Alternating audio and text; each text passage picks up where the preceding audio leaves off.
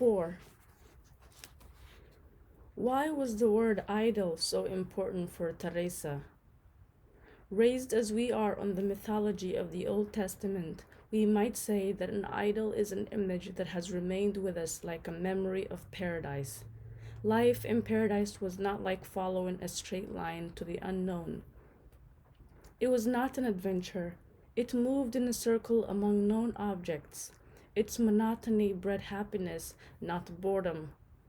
As long as people lived in the country, in nature, surrounded by domestic animals, in the bosom of regularly recurring seasons, they retained at least a glimmer of that paradisiac idol.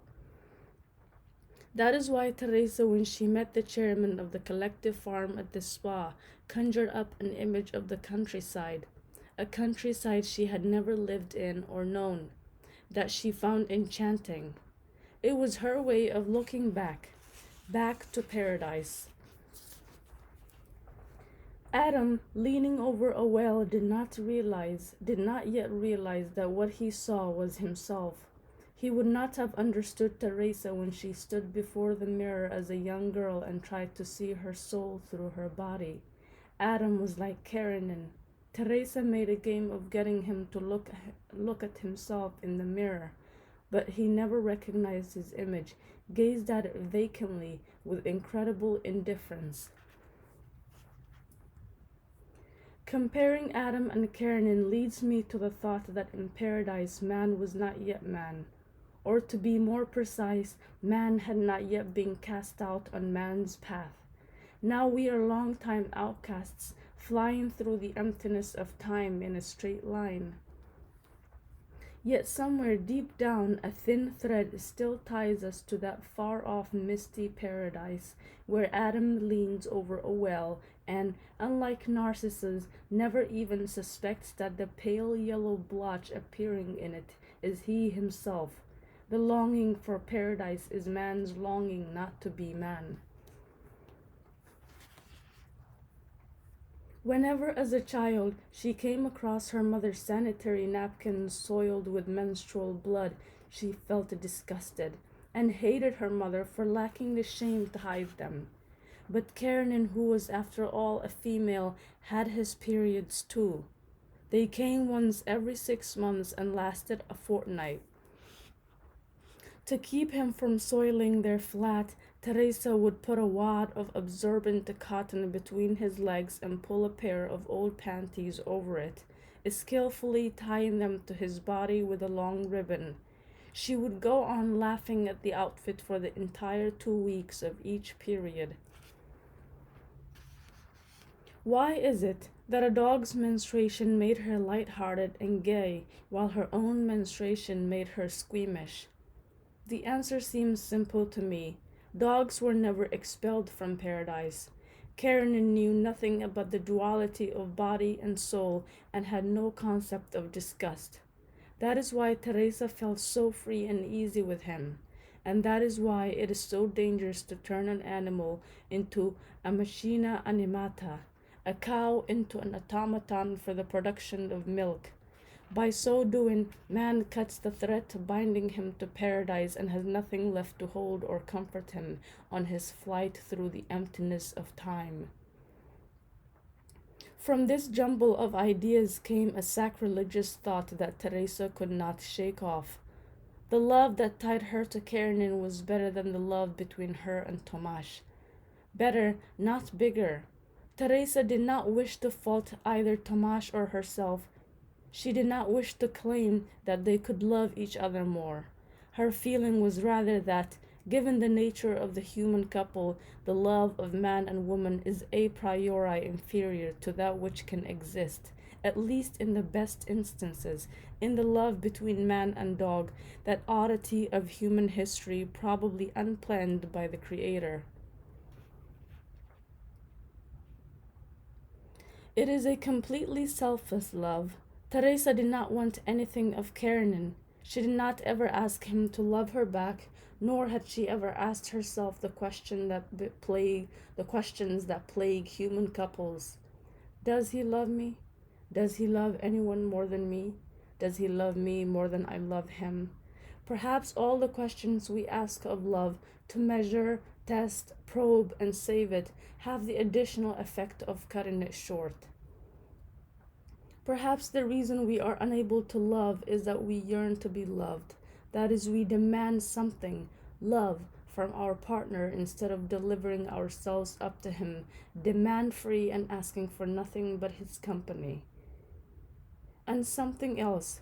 Teresa accepted Kiernan for what he was. She did not try to make him over in her image.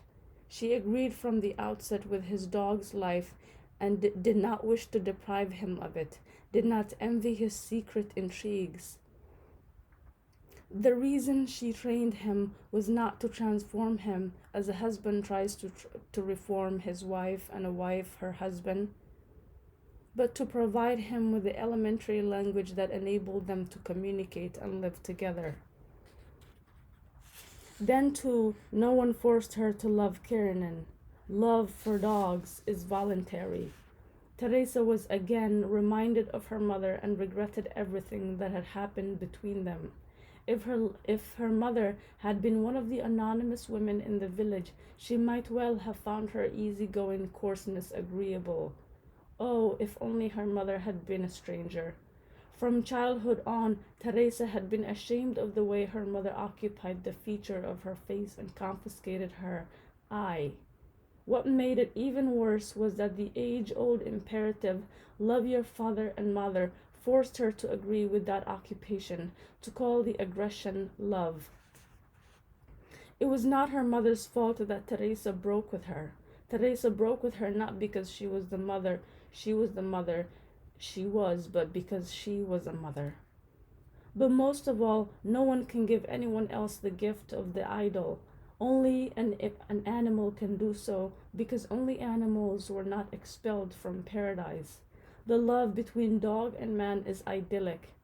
It knows no conflicts, no hair-raising scenes, it knows no development. Kiernan surrounded Teresa and Tomasz with a life based on repetition, and he expected the same from them. If Kiernan had been a person instead of a dog, he would surely have long since said to Teresa, "Look, I'm sick and tired of carrying that roll in my mouth every day. Can you come up with something different?" And therein lies the whole of man's plight. Human time does not turn in a circle. It runs ahead in a straight line. That is why man cannot be happy. Happiness is the longing for repetition. Yes, happiness is the longing for repetition, Teresa said to herself. When the chairman of the collective farm took his Mephisto out for a walk after work and met Teresa, he never failed to say, "Why did he come into my life so late, Teresa? We could have gone skirt chasing, he and I. What woman could resist these two little pigs?" At which point the pig was trained to grunt and snort. Teresa laughed each time, even though she knew beforehand exactly what he would say. The joke did not lose its charm through repetition. On the contrary, in an idyllic setting, even humor is subject to the sweet law of repetition.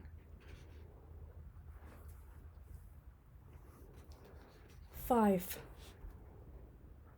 Dogs do not have many advantages over people, but one of them is extremely important. Euthanasia is not forbidden by law in their case. Animals have the right to a merciful death. Kiernan walked on 3 legs and spent more and more of his time lying in a corner and whimpering. Both husband and wife agreed that they had no business letting him suffer needlessly. But agree as they might in principle, they still had to face the anguish of determining the time when his suffering was in fact needless, the point at which life was no longer worth living.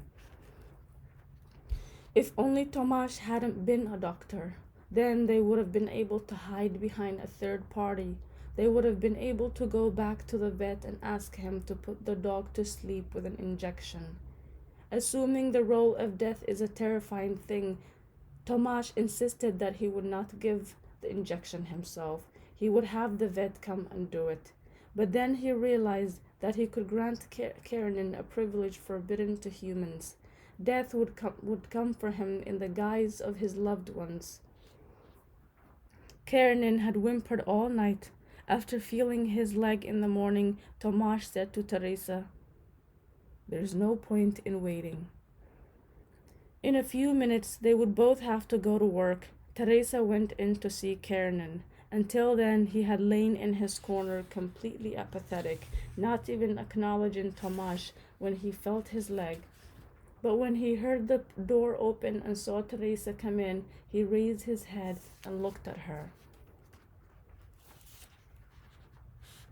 She could not understand his stare. It almost frightened her. He did not look that way at Tomasz, only at her, but never with such intensity. It was not a desperate look or even sad. No, it was a look of awful, unbearable trust. The look was an eager question. All his life Karenin had waited for answers from Teresa, and he was letting her know, with more urgency than usual, however, that he was still ready to learn the truth from her. Everything that came from Teresa was the truth, even when she gave commands like sit or lie down. He took them as truths to identify with, to give his life meaning. His look of awful trust did not last long. He soon laid his head back down on his paws. Teresa knew that no one ever again would look at her like that. They had never fed him sweets, but recently she had bought him a few chocolate bars. She took them out of the foil, broke them into pieces, and made a circle of them around him. Then she brought over a bowl of water to make sure that he had everything he needed for the several hours he would spend at home alone. The look he had given her just then seemed to have tired him out. Even surrounded by chocolate, he did not raise his head. She lay down on the floor next to him and hugged him. With a slow and labored turn of the head, he sniffed her and gave her a lick or two. She closed her eyes while the licking went on, as if she wanted to remember it forever. She held out the other cheek to be licked. Then she had to go and take care of her heifers. She did not return until just before lunch. Tomasz had not come home yet. Karenin was still lying on the floor surrounded by the chocolate, and did not even lift his head when he heard her come in. His bad leg was swollen now, and the tumor had burst in another place. She noticed some light red, not blood-like, drops forming beneath his fur. Again she lay down next to him on the floor. She stretched one arm across his body and closed her eyes. Then she heard someone banging on the door. "Doctor, doctor, the pig is here, the pig and his master." She lacked the strength to talk to anyone and did not move, did not open her eyes. "Doctor, doctor, the pigs have come." Then silence. Tomasz did not get back for another half hour. He went straight to the kitchen and prepared the injection without a word. When he entered the room, Teresa was on her feet and Karenin was picking himself up. As soon as he saw Tomasz, he gave him a weak wag of the tail. "Look," said Teresa, "he's still smiling." She said it beseechingly, trying to win a short reprieve, but did not push for it. Slowly she spread a sheet over the couch. It was a white sheet with a pattern of tiny violets. She had everything carefully laid out and thought out, having imagined Karenin's death many days in advance. Oh, how horrible that we actually dream ahead to the death of those we love. He no longer had the strength to jump up on the couch. They picked him up in their arms together. Teresa laid him on his side, and Tomasz examined one of his good legs. He was looking for a more or less prominent vein. Then he cut away the fur with a pair of scissors. Teresa knelt by the couch and held Karenin's head close to her own. Tomasz asked her to squeeze the leg because he was having trouble sticking the needle in. She did as she was told, but did not move her face from his head. She kept talking gently to Kiernan, and he thought only of her. He was not afraid. He licked her face 2 more times, and Teresa kept whispering, "Don't be scared. Don't be scared. You won't feel any pain there. You'll dream of squirrels and rabbits. You'll have cows there, and Mephisto will be there. Don't be scared." Tomasz jabbed the needle into the vein and pushed the plunger. Kiernan's leg jerked. His breath quickened for a few seconds, then stopped. Teresa remained on the floor by the couch and buried her face in his head. Then they both had to go back to work and leave the dog laid out on the couch on the white sheet with tiny violets. They came back towards evening. Tomasz went into the garden. He found the lines of the rectangle that Teresa had drawn with her heel between the 2 apple trees. Then he started digging. He kept precisely to her specifications. He wanted everything to be just as Teresa wished. She stayed in the house with Kiernan. She was afraid of burying him alive. She put her ear to his mouth and thought she heard a weak breathing sound.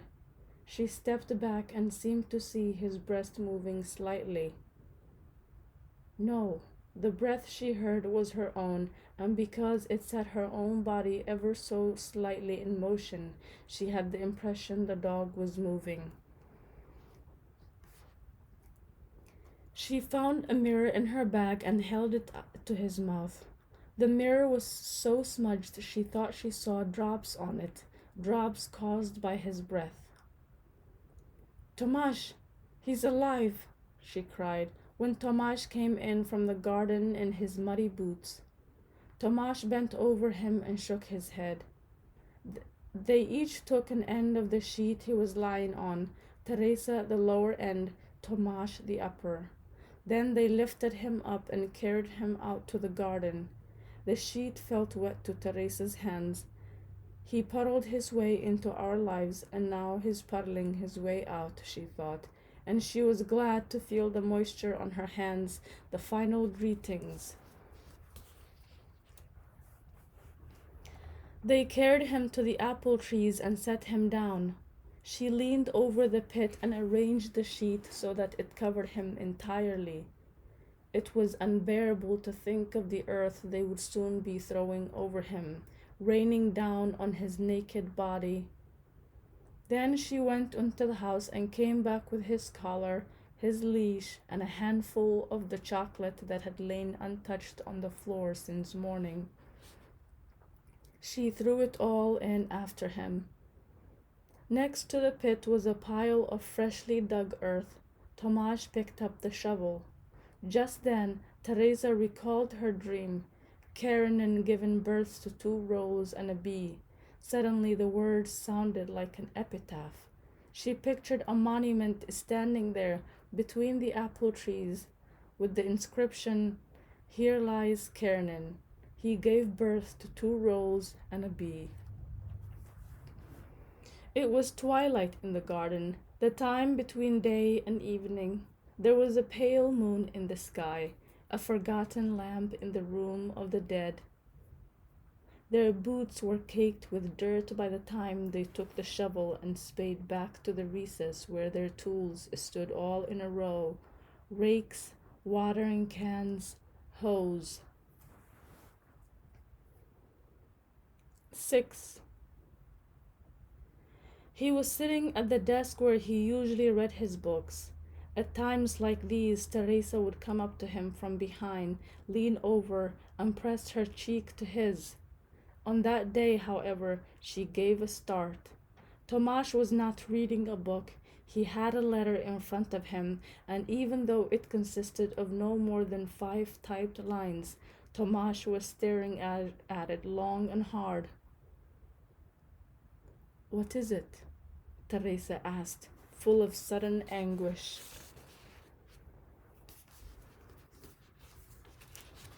Without turning his head, Tomasz picked up the letter and handed it to her. It was that he was obliged to report that day to the airfield of the neighboring town. When at last he turned to her, Teresa read her own new felt horror in her eyes. "I'll go with you," she said. He shook his head. "I'm the one they want to see." "No, I'm going with you," she repeated. They took Tomash's pickup. They were at the airfield in no time. It was foggy. They could make out only the vaguest outlines of the new airplanes on the field.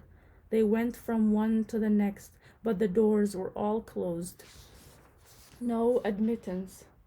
At last they found one that was open, with a set of movable stairs leading up to it.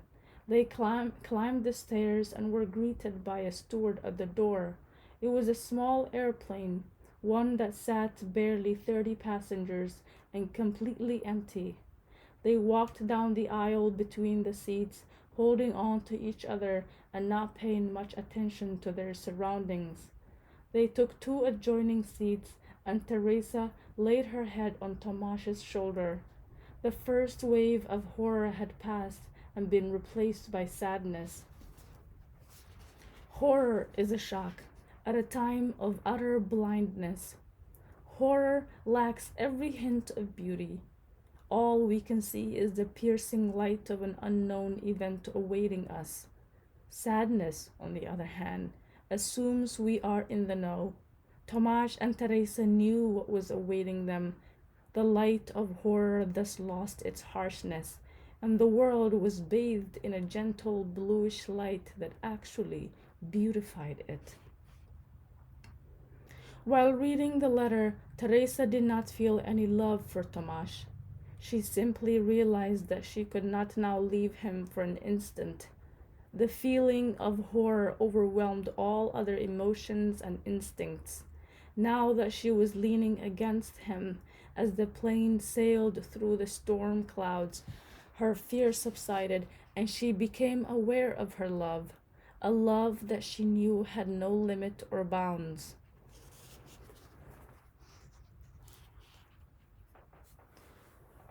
At last the airplane landed. They stood up and went to the door, which the steward opened for them. Still holding each other round the waist, they stood at the top of the stairs. Down below they saw three men with hoods over their heads and rifles in their hands.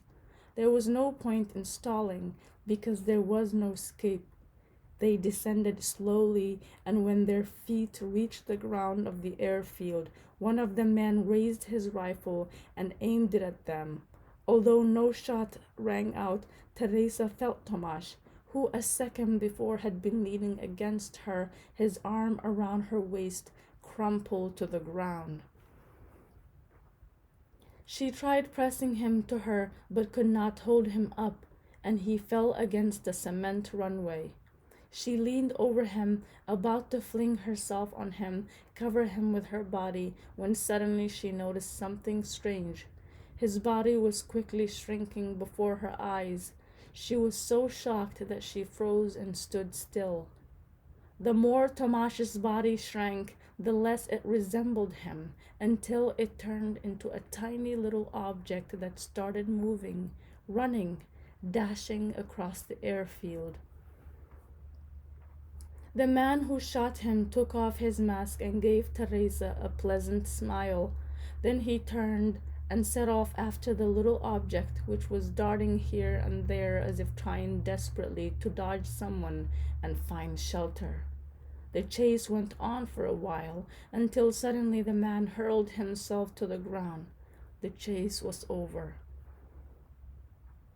The man stood up and went back to Teresa, carrying the object in his hand. It was quaking with fear. It was a rabbit. He handed it to Teresa. At that instant, her fear and sadness subsided, and she was happy to be holding an animal in her arms, happy that the animal was hers and she could press it to her body. She burst into tears of joy. She wept until blinded by her tears, and took the rabbit home with the feeling that she was nearly at her goal, the place where she wanted to be and would never forsake.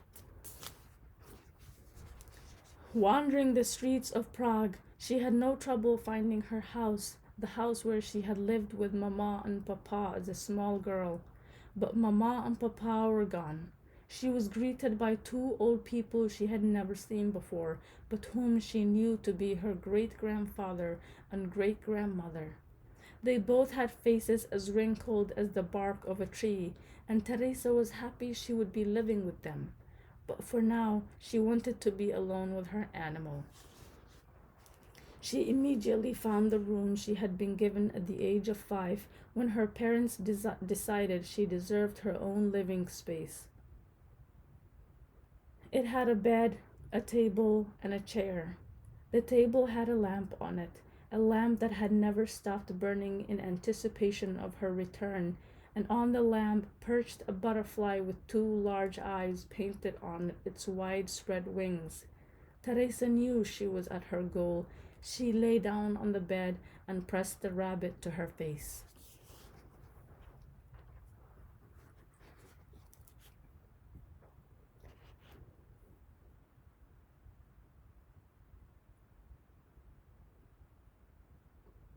Seven. He was sitting at the desk where he usually read his books, an open envelope with a letter in it lying in front of him. From time to time, I get letters I haven't told you about, he said to Teresa. They are from my son. I have tried to keep his life and mine completely separate, and look how fate is getting even with me. A few years ago he was expelled from the university. Now he drives a tractor in the village. Our lives may be separate, but they run in the same direction, like parallel lines. Why didn't you ever tell me about the letters? Teresa asked, with a feeling of great relief. I don't know. It was too unpleasant, I suppose. Does he write often? Now and then. What about? Himself? And is it interesting? Yes, it is. You remember that his mother was an ardent communist. Well, he broke off with her long ago. Then he took up with people who had trouble like ours and got involved in political activities with them. Some of them are in prison now, but he's broken with them too. In his letters he calls them eternal revolutionaries. Does that mean he's made his peace with the regime? No, not in the least. He believes in God and thinks that that's the key. He says we should all live our daily lives according to the dictates of religion and pay no heed to the regime, completely ignore it. If we believe in God, he claims, we can take any situation and by means of our own behavior transform it into what he calls the kingdom of God on earth. He tells me that the church is the only voluntary association in our country which eludes the control of the state. I wonder whether he's joined the church because it helps him to oppose the regime or because he really believes in God.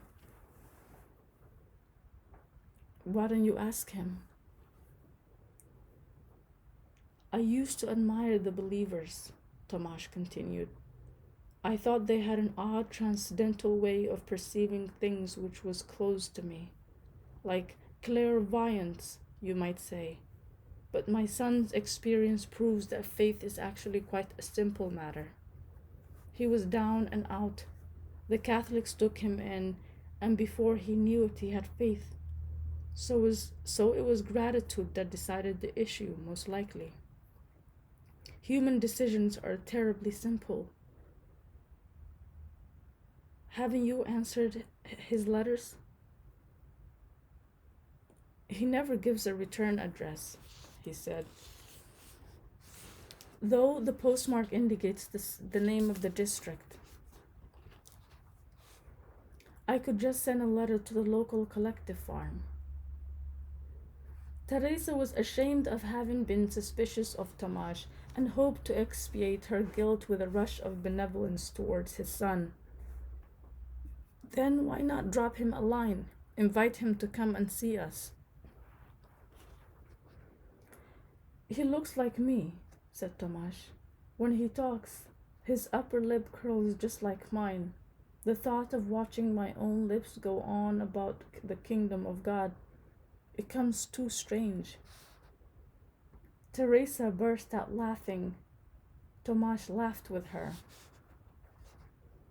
Don't be such a child, Tomasz, said Teresa. It's ancient history, after all, you and your first wife.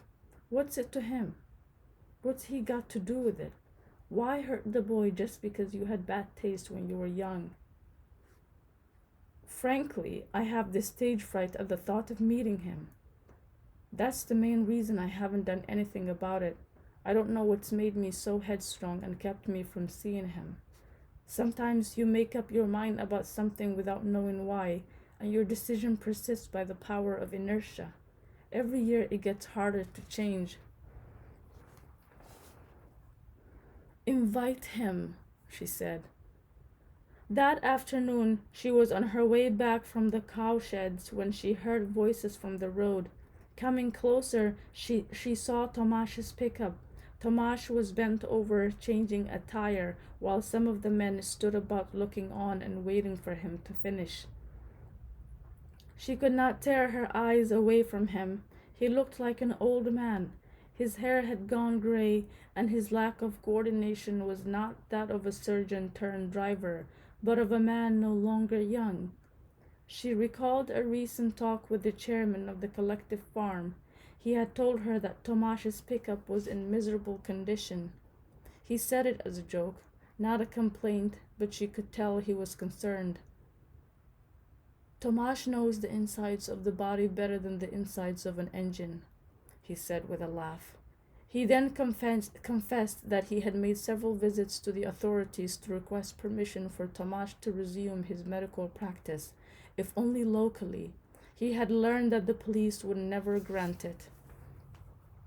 She had stepped behind a tree trunk so that none of the men by the pickup could see her. Standing there observing him, she suffered about a self-recrimination. It was her fault that he had come back to Prague from Zurich, her fault that he had left Prague, and even here she could not leave him in peace, torturing him with her secret suspicions while Kiernan lay dying. She had always secretly reproached him for not loving her enough. Her own love she considered above reproach, while his seemed more mere condescension. Now she saw that she had been unfair. If she had really loved Tomasz with a great love, she would have stuck it out with him abroad. Tomasz had been happy there. A new life was opening for him, and she had left him. True, at the time she had convinced herself she was being magnanimous, giving him his freedom, but hadn't her magnanimity been merely an excuse? She knew all along that he would come to her. She had summoned him farther and farther down after her, like the nymphs who lured unsuspecting villagers to the marshes and left them there to drown. She had taken advantage of a night of stomach cramps to inveigle him into moving to the country. How cunning she could be! She had summoned him to follow her as if wishing to test him again and again, to test his love for her. She had summoned him persistently, and here he was, tired and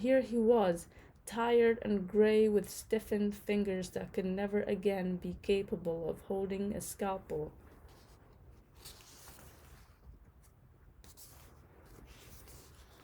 Now they were in a place that led nowhere. Where could they go from here? They would never be allowed abroad. They would never find a way back to Prague. No one would give them work. They didn't even have a reason to move to another village. Good God, how they had to cover all that distance just to make her believe he loved her. At last, Tomasz succeeded in getting the tire back on. He climbed in behind the wheel, the men jumped in the back, and the engine roared. She went home and drew a bath. Lying in the hot water, she kept telling herself that she had set a lifetime of her weaknesses against Tomasz. We all have a tendency to consider the strength the culprit and weakness the innocent victim. But now Teresa realized that in her case the opposite was true.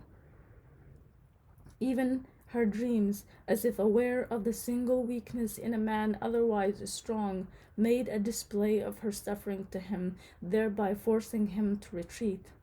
Her weakness was aggressive and kept forcing him to capitulate until eventually he lost his strength and was transformed into the rabbit in her arms.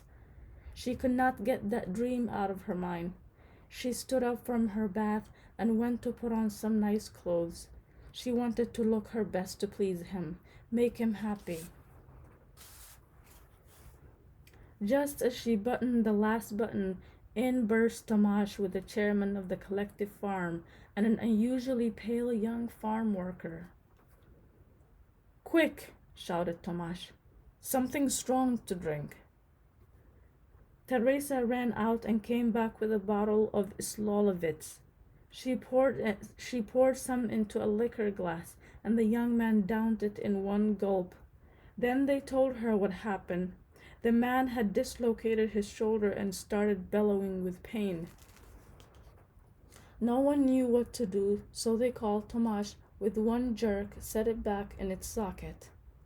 After downing another glass of Slolovitz, the man said to Tomasz, "Your wife's looking awfully pretty today." "You idiot," said the chairman. "Teresa is always pretty." "I know she's always pretty," said the young man, "but today she has such pretty clothes on too. I've never seen you in that dress. Are you going out somewhere?" "No, I'm not. I put it on for Tomasz." "You lucky devil," said the chairman, laughing. "My old woman wouldn't dream of dressing up just for me." "So that's why you go out walking with your pig instead of your wife," said the young man, and he started laughing too. "How is Mephisto anyway?" asked Tomasz. "I haven't seen him for at least—" He thought a bit. "At least an hour." "He must be missing me," said the chairman. "Seeing you in that dress makes me want to dance," the young man said to Teresa, and turning to Tomasz, he asked, "Would you let me dance with her?" "Let's all go and dance," said Teresa. "Would you come along?" the young man asked Tomasz. "Where do you plan to go?" asked Tomasz. The young man named a nearby town where the hotel bar had a dance floor. "You come too," said the young man in an imperative tone of voice to the chairman of the collective farm, and because by then he had downed a third glass of Slolovitz, he added, "If Mephisto misses you so much, we'll take him along. Then we'll have both little pigs to show off. The women will come begging when they get an eyeful of those two together." And again he laughed and laughed. "If you're not ashamed of Mephisto, I'm all yours." And they piled into Tomasz's pickup, Tomasz behind the wheel, Teresa next to him, and the two men in the back with the half-empty bottle of Slolovitz. Not until they had left the village behind did the chairman realize that they had forgotten Mephisto. He shouted up to Tomasz to turn back. "Never mind," said the young man. "One little pig will do the trick." That calmed the chairman down. It was growing dark. The road started climbing in hairpin curves. When they reached the town, they drove straight to the hotel. Teresa and Tomasz had never been there before. They went downstairs to the basement where they found the bar, the dance floor, and some tables. A man of about 60 was playing the piano, a woman of the same age the violin. The hits they played were 40 years old. There were 5 or so couples out on the floor. "Nothing here for me to see," said the young man after surveying the situation, and immediately asked Teresa to dance. The collective farm chairman sat down at an empty table with Tomasz and ordered a bottle of wine. I can't drink, Tomasz reminded him. I'm driving. Don't be silly, he said. We're staying here the night. And he went off to the reception desk to book 2 rooms. When Teresa came back from the dance floor with the young man, the chairman asked her to dance, and finally Tomasz had a turn with her too. Tomasz, she said to him out on the floor, everything bad that's happened in your life is my fault. It's my fault you ended up here, as low as you could possibly go. Low? What are you talking about? If we had stayed in Zurich, you'd still be a surgeon. And you'd be a photographer. That's a silly comparison to make, said Teresa. Your work meant everything to you. I don't care what I do. I can do anything. I haven't lost a thing. You've lost everything. Haven't you noticed I've been happy here, Teresa? Tomasz said. Surgery was your mission, she said. Missions are stupid, Teresa. I have no mission. No one has. And it's terrific relief to realize you're free of all missions. There was no doubting that forthright voice of his. She recalled the scene she had witnessed earlier in the day when he had been repairing the pickup and looked so old. She had reached her goal. She had always wanted him to be old. Again, she thought of the rabbit she had pressed to her face in her childhood room. What does it mean to turn into a rabbit? It means losing all strength. It means that one is no stronger than the other anymore. On they danced to the strains of the piano and violin. Teresa leaned her head on Tomasz's shoulder, just as she had when they flew together in the airplane through the storm clouds. She was experiencing the same odd happiness and odd sadness as then. The sadness meant, we are at the last station. The happiness meant, we are together. The sadness was form, the happiness content.